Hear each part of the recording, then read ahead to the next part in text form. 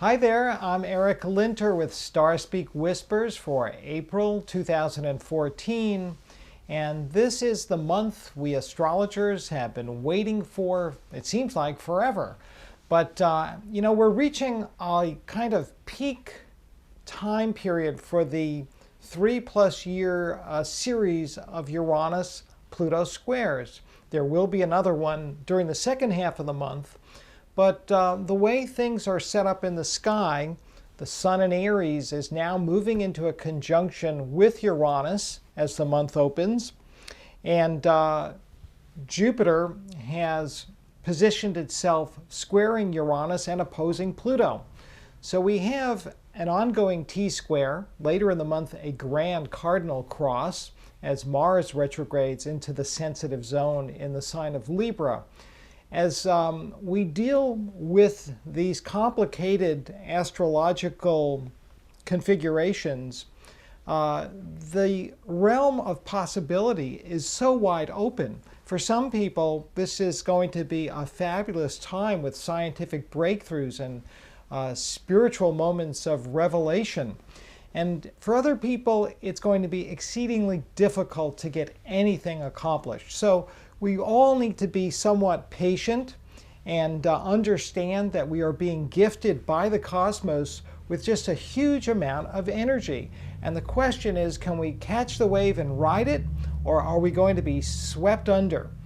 Essentially, you want to employ all of your psychological strength, your spiritual knowledge, any kind of skill you possess to, again, take advantage of what's being offered and to carefully tiptoe around some of the potential shortfalls. Notably, on April 1st, for example, the Sun is squaring Jupiter, and some people will be prone to exaggeration and making unrealistic demands, claims, etc. Take these types of big pronouncements with a grain of salt. On the 2nd, the Sun is conjunct Uranus. Again, this can be symbolic of a moment of genius, or it can show chaos, accidents. Haste makes waste, so be careful if you're driving or operating any kind of machinery. But understand, again, that just like, the light bulb being illuminated, that aha moment can well influence a great many minds under this conjunction. The following day, Thursday the 3rd, it's the Sun's turn to square Pluto. And here we become more sensitive to pushy people, bullies, and manipulative, secretive types of game playing that both people and institutions practice and perform.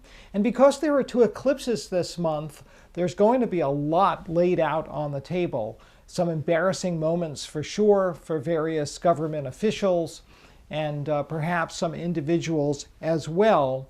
And given that we're in eclipse season, it's best to take things as lightly as possible, but also to understand that the odds are pretty good that some new information could well influence your decisions, whether it's now or down the road. So try and keep your options open.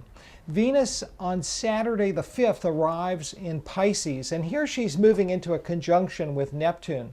So for a lot of artistic people, humanitarian people, spiritually oriented people, this is a very rich pairing, and it really awakens the inner muses in each one of us. It speaks to dreams and our capacity not just to envision a beautiful work of art, but also to tune into the deeper levels of our own subconscious and hopefully, draw upon some really helpful information and knowledge.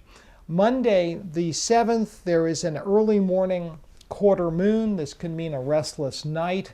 Mercury, the planet of the mind, arrives in Aries. And again, we need to be patient as the little winged messenger makes his way through the sign of impulse, courage, and action. The Sun opposes Mars on Tuesday the 8th, and the risk of a mistake is heightened. So think carefully, really try and, imagine the sequence, the logical repercussions of what you say or do. And with that in mind, it may be better just to be patient and wait a little longer before doing anything rash. Venus moves into that conjunction on the night of Friday the 11th. It's a fabulous night for romance and for going to concerts or movies or anything that has to do with the capacity to entertain and enlighten and otherwise amuse. And many lovers will, find their romantic heart very much pumping and going pitter-patter, pitter-patter. As the weekend of the 12th and 13th plays out, Mercury is moving into the critical zone. There are two different Mercury aspects on Monday the 14th, a square to Jupiter and the conjunction to Uranus. The moon is waxing full. It's about to be eclipsed. So again, keep in mind, not everything is what it appears to be. New information is going to come to the surface in a matter of days, and what seems like a sure thing at the moment may not be so sure at all. So it may be best to bide your time rather than put yourself out on a limb. Well, I'll be talking more about the eclipse and some very important aspects of the second half of the month in my next video.